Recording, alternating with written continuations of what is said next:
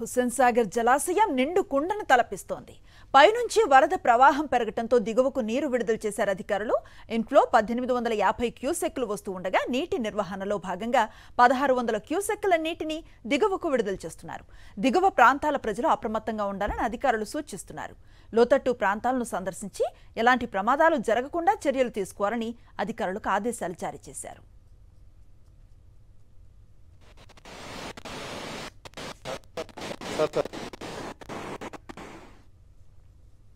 హుస్సేన్ సాగర్ జలాశయం నిండు కుండను తలపిస్తోంది. పైనుంచి వరద ప్రవాహం పెరగటంతో దిగువకు నీరు విడుదల చేశారు అధికారులు.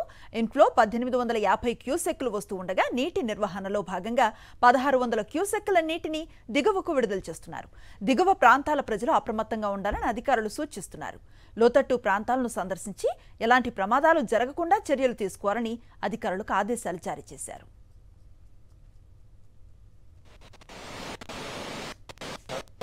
Sir.